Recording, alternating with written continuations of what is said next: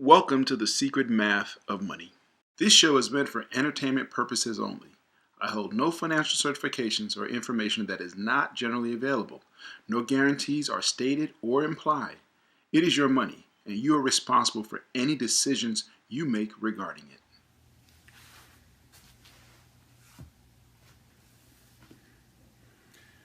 Today is Saturday, August 12th, 2017, and this is The Secret Math of Money, presented by Evil Bunny Consulting. I'm Tyrone Griffin, and this show is all about the things we should have been taught in high school, but we weren't. Welcome, everybody. Thank you for tuning in this week. As always, just thank you. Appreciate it. This week's the topic is how to buy real estate. Before I get into that, let me say this up front. I am not a financial advisor. I'm not certified in any way. Everything I'm talking about are things I researched and are my opinion only. Consider this entertainment. Anything I say here, please, I encourage you, research for yourself and make your own decision about how to invest your money. This is just my information that I believe. Okay, so don't take anything I say as gospel. As a matter of fact, I don't want you to believe anything. What I want you to do is be curious about it and to go and do your own research. Okay, that's what I would encourage you to do. So don't believe anything anybody says until you have done your own research. Okay, so with that said, let's get into the show. But first, one of the things this week we're going to talk about real estate. But one thing I want to talk about real quick is I always, I love stocks. I love talking about stocks. And the IPO for Snapchat happened back in March. And right now, that particular stock, and I'm not trying to bash the stock because somebody asked me this week about that stock, and I want to try to address the question. That stock is down. It was dropped 14% yesterday. Excuse me. It IPO'd about 17. I think it went up to 24, and now it's trading at 11. And somebody asked me, was that because of it was an IPO? No, in my opinion. Snapchat is getting crushed. Okay, again, it dropped 14% yesterday. If you go back to our show on stocks, remember I said the value of the stock is what you can get somebody to pay you for. People have been thinking for years that Snapchat was worth whatever. When the bankers did the IPO, they did all kinds of calculations and they said this stock is worth this.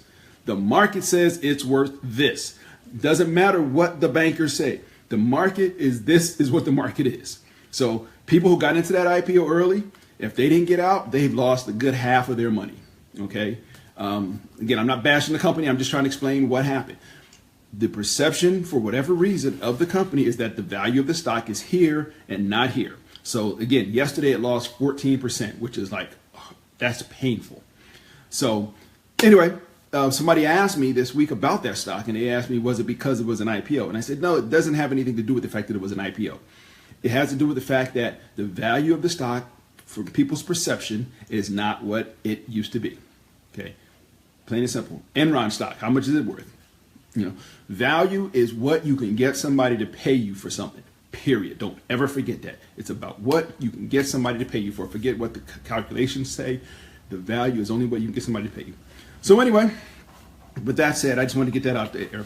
This week, I want to talk about a few things. Now, we've talked about mortgages before, but I did a little bit of more research on some things, and I'll talk about specifically about land contracts, which is what made all of this idea come up. I listened to a podcast called Reveal, and they talked about land contracts. Now, what are land contracts? Back in the, I think it was the early 50s and 60s, maybe even the 40s, and some even earlier than that.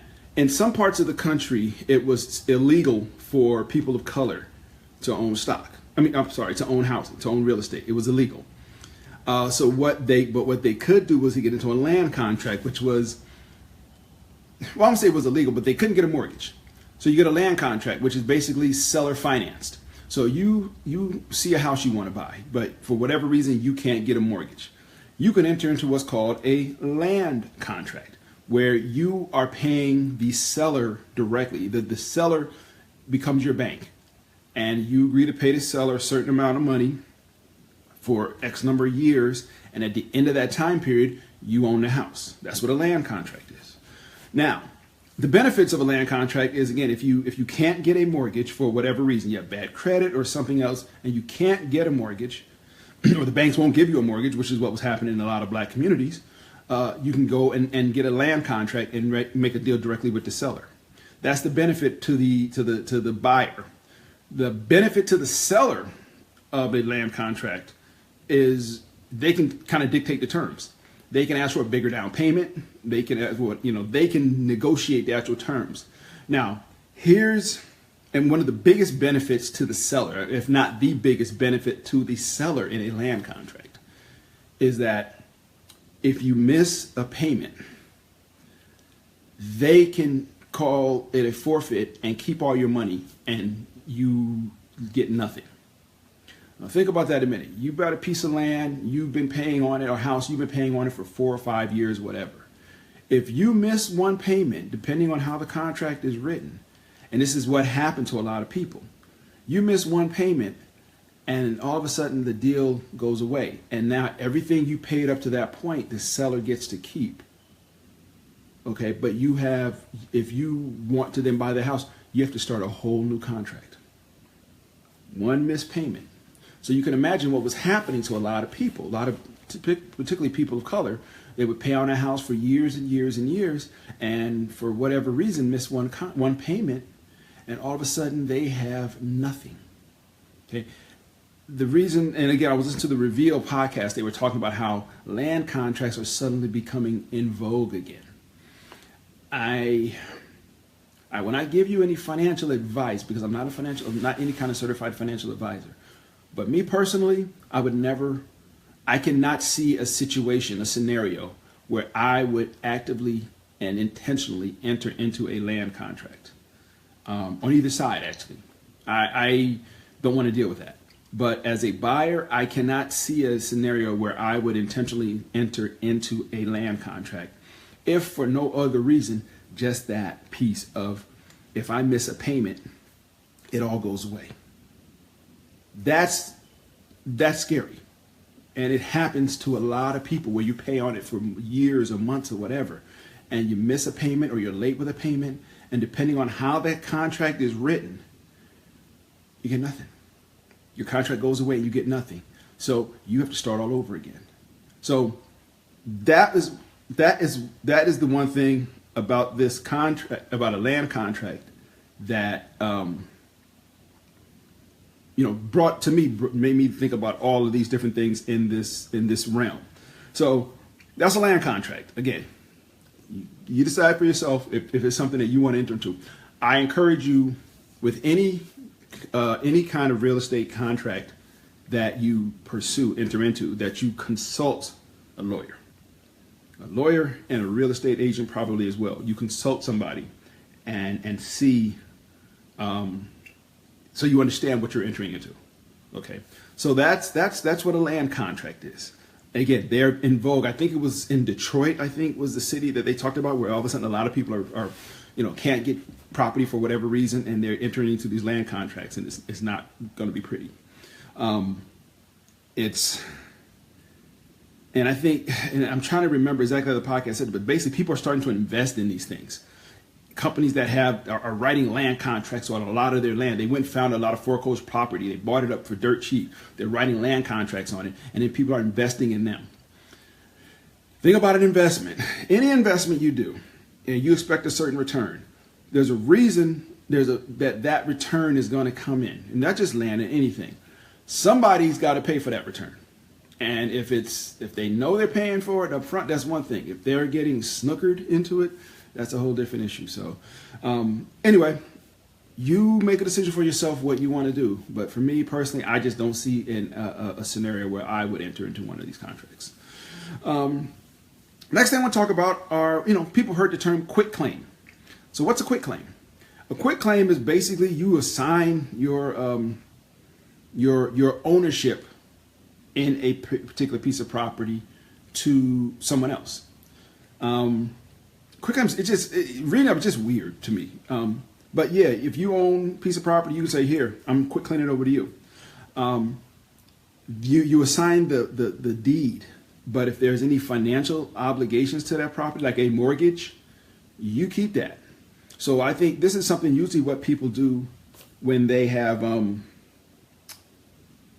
when the house is paid off, when it's, the parents want to quit claim it over to their kids but there's no mortgage attached to it. I think that's the best time to do this, because again, I'm not going to give you the land and then I keep paying the mortgage. I'm not going to give you the house and then I'm still paying the mortgage. That doesn't make sense.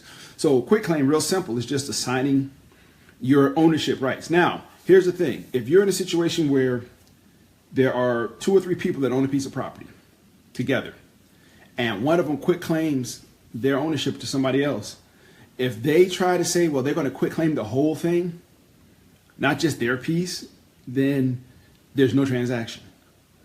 Okay, when it gets caught, and it most likely will get caught, there was no transaction, so nothing happened.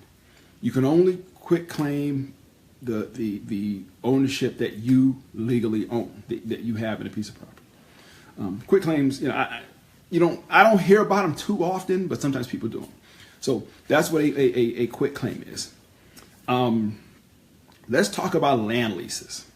Now, that's different than land contracts. Let's talk about land leases. And I'm going to talk about this from personal experience. I used to own a condominium in a northeastern state.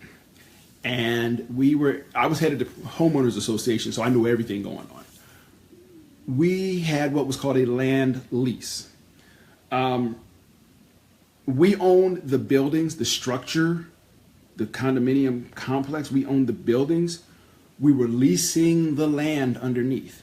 Now, this presented a couple of really weird situations. It was a 99-year lease. Yeah, so the owner of the land was going to be paid for a long time. At the end of that lease, what happens? If you stop leasing the land, you own the buildings, you don't own the land. They could tell you to move your buildings. I mean, it can get really weird, with a land lease. But more particularly with a land lease, and I can speak to the situation that I was in. And we went to court. We were fighting this thing, and I'm not going to get into the details, but we were fighting it because we felt, as a homeowners association at that time, and so did a court in Florida in a very similar type of land lease, that it was unconscionable. Why was it unconscionable? Because the land lease paperwork said that the lease went up 5% every year. Now, in our particular case, and I bought my condo, I was 24, 25. I didn't know anything about this, what this mess was. We paid the taxes on the land. We paid for the upkeep of the land. You say, well, what's the big deal about that? The landowner had nothing to do but collect a check. That's all they did. They didn't pay the taxes. They didn't keep the land up. We did all that. So they basically wrote a deal. And how it happened, I know how it happened. I'm not going to get into that because that's a whole nother podcast. But the contract, when the original lease happened for the land, that's how it was written, so that the landowner didn't have to do anything. The homeowners association was paying for all this stuff. Now, again, it went up 5% a year. You think that's not a money? 5%, 5%, 5% every year for 99 years. There was another homeowners association near us, 10 miles away, 15 miles away from us, that was further down the road in their lease. And I am not exaggerating. Their common fees, because that's where all that money comes from. When you have a condominium, you have homeowners, and even subdivision, you have HOA, homeowners association fees, which keep up the land. If you have a pool or you have other things, amenities around, that money goes to pay for those things. But this other condominium, maybe 10 miles from us, they were 20 years maybe into their lease, or 30 years into it. Their common fees per unit were like $1,000 a month. Not a year, a month. How did that happen? 5%, 5%, 5%, 5%, 5% every year. There were people going bankrupt monthly.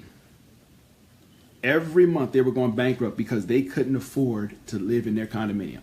Their mortgage may be $400, depending on what their selling price was when they bought it. Their common fees were $1,000, so they're paying $1,400 a month. And anybody who's a homeowner knows, you're paying $1,400 a month, and that's $1,000 that you get no write-off for on your taxes. And in their case, it was just driving people bankrupt. So say if your mortgage was $1,000 or $1,500, and you got another $1,000 in HOA fees every month. That's the thing with a land lease. It goes up and up and up and up and up, and you are stuck. One of the ways, and when I was doing the research for this, one of the ways they say you can tell if a property has a land lease, if you're looking at a condominium, is that the price is like disgustingly cheap. You know, if a regular condominium, 2-bedroom, 3-bedroom, 2-bath, or whatever, it goes for, say, $400,000, just making a number up. But all of a sudden, these units at this place only go for $150,000. It's like, why are they so cheap? Oh, they're so cheap because they're in a land lease, okay? And you're going to pay a ton of money on your common fees. And, you know, when you're talking to a realtor, you know, common fees might get mentioned, but they don't really, they don't really dwell on them. I know in my case, the realtor I had, he didn't dwell on, oh yeah, these common fees are going to be going up every year. He didn't tell me that, you know, I mean, or if he did, I didn't know what I was, you know, I was like, okay, no problem. You know, I was like 24, 25. I had no idea what I was doing. But me personally, again, that's personal experience. I was in that situation, and we went to court, for years trying to fight this thing. And there were a whole lot of other factors going on. You know, we were trying to fight it, trying to buy the land. It was a mess. But that's what a land lease is. My personal opinion, I will never get involved in another one. My personal advice to you as just a friend, don't do it. Don't do it. Anytime you see a land lease situation, run from it screaming, okay? Because it's not going to end pretty. It's just, it's not. So yeah, so that's what a land lease is versus a land contract. We talked about land contracts, and we talked about quit claims. We talked about land leases. Now let's talk about adjustable rate mortgages. Let's talk about those for a minute.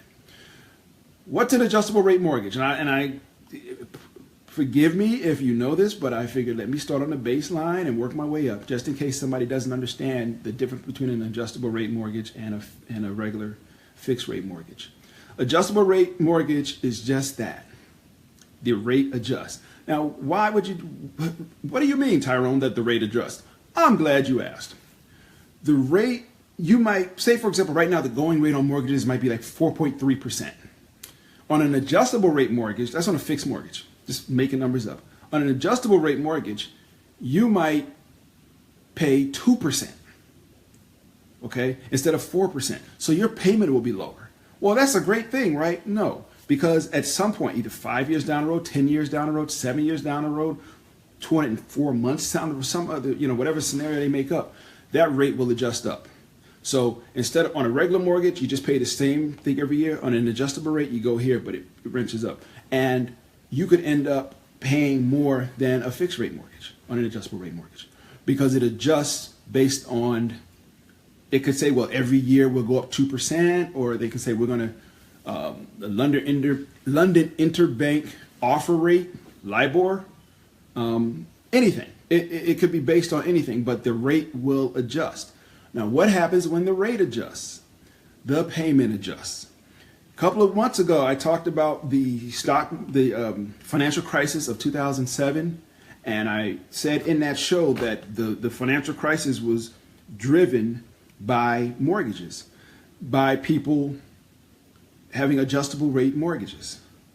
Okay, these were usually 2-year mortgages, and what was happening was people were getting a mortgage, and it would stay at this low rate for 2 years. After that 2 years, that sucker would adjust up. And it would adjust up based on, again, LIBOR or some other factor or whatever it did. As a result, people's payments might go from $300 a month to $1,400 a month. Because that rate is that your payment is based on that rate. So all of a sudden, you're paying $300, $1,200. Well, wait, I can't afford $1,200. Well, tough noogies, you know.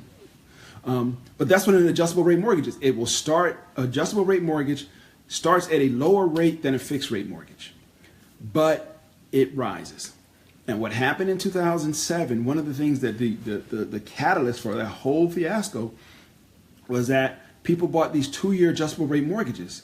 And after 2 years, when those rate adjusted, people couldn't pay their mortgages. So they ended up foreclosing. They foreclosed on their property. They couldn't pay it.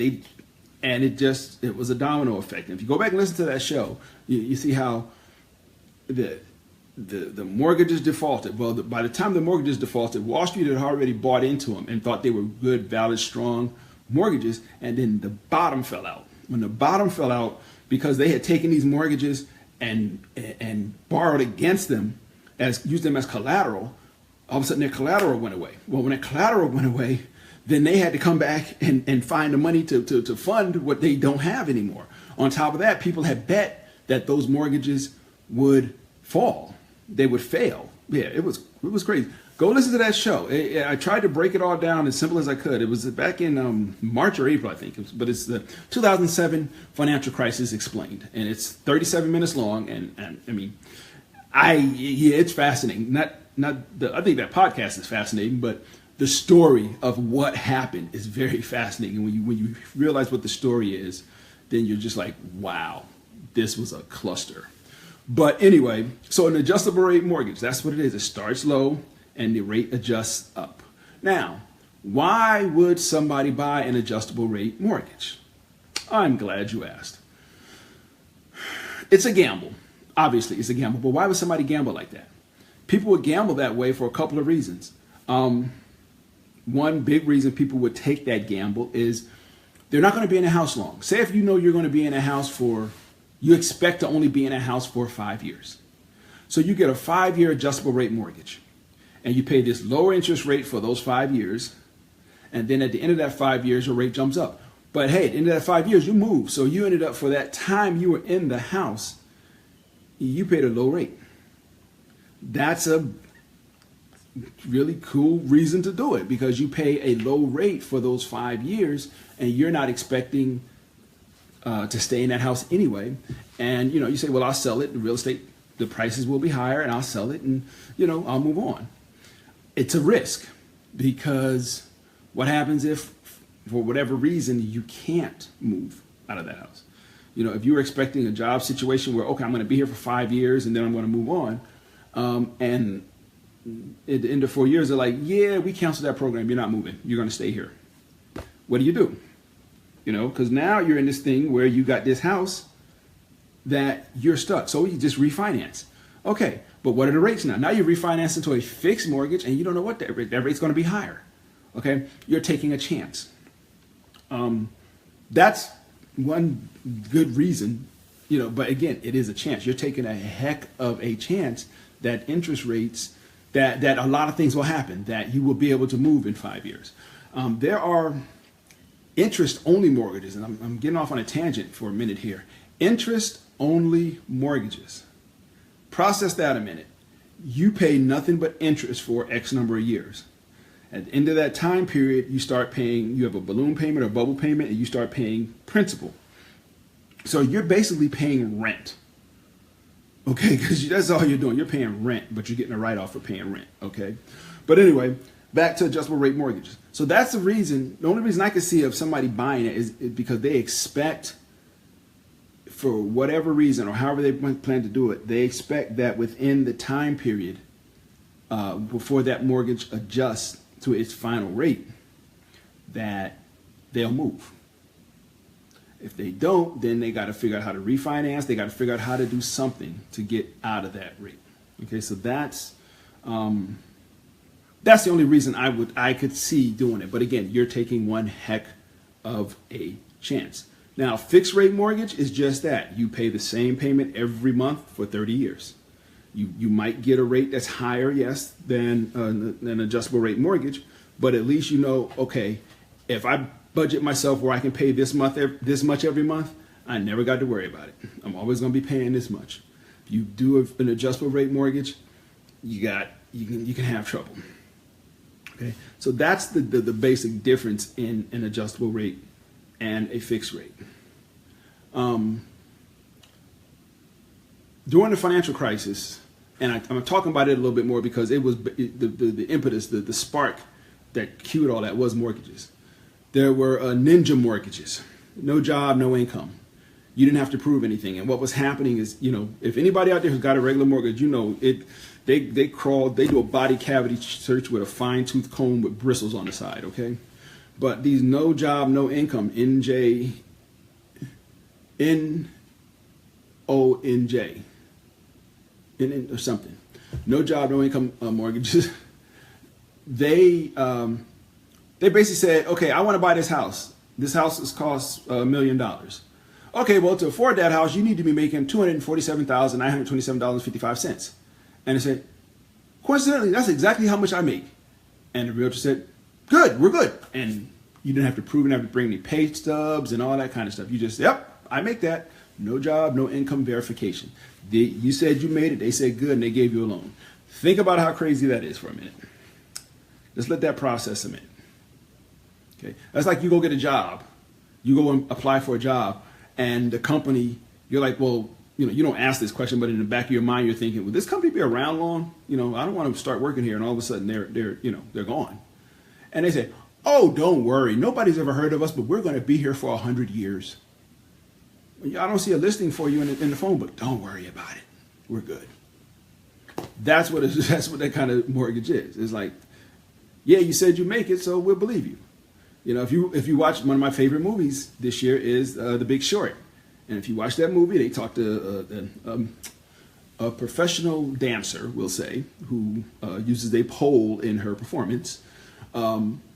She had 4 houses, and that's like a true story. She had 4 houses, and it's like, how'd you get 4 houses? They just kept giving me money. She kept buying houses.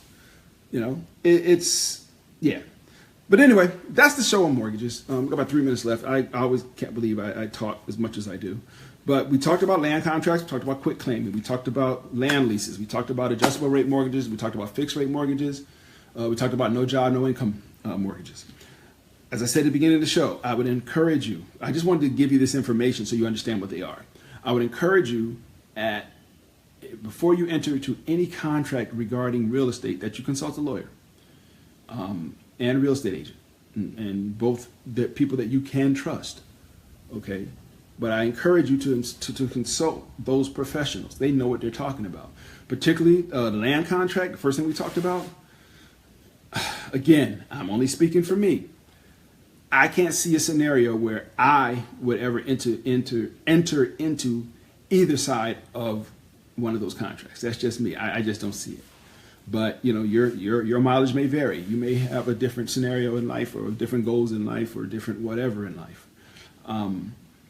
If you want my opinion, I'm not going to give you my recommendation. My opinion, get a fixed rate mortgage. If your credit will not support that, fix your credit. But don't do something that you will regret for a long time, a lot longer, because you were trying to take a quick way out. And that's what happens if you try some of these other things, particularly a land contract. And I'm sorry if I sound like I'm against these things, but I'd never heard of them before. And when I listened to the podcast, they talked about what they were and how insidious they were, as far as people paying on them for years and then losing their house because they missed a payment. And then you start from square one. You've been paying on this thing for 29 years. Think about that. You're 4 payments away from paying off your house, and you miss a payment for whatever reason. And they cancel your contract, and that last 30 years, 29 years of paying goes away. That's insidious. But that was how people of color were often kept out of home ownership. First, they were kept out of home ownership because we couldn't get mortgages. We got land contracts, and we missed a payment, and boom. So one of the best ways to pass on wealth to your children is real estate. I mean, cold hard cash is the bomb. But in lieu of cold hard cash, real estate is one way that you can pass on wealth to your kids. So anyway, everybody, I hope you enjoyed the show. I hope it gave you something to think about. Like I said, I'm not a certified financial planner or any kind of certified anything with the financial realm. I'm not selling anything. I'm just trying to relay some information, trying to get people to be a little more knowledgeable about their money. That's the goal of this show, is to just get you more knowledgeable about your money. So With that, again, I thank you so much for your time. This podcast will be on Facebook Live. It'll also be on YouTube later on today. And it'll be on Blog Talk Radio as well if you want to hit it, if you want to listen to it there in the car while you're driving to work. Everybody have a great, blessed week. It's first week of school down here in the ATL, so traffic sucks. Around everybody in the Northeast, so y'all school not starting for 3 weeks, enjoy it because yeah, it's coming. But anyway, everybody have a great day and we will talk again soon. Bye-bye.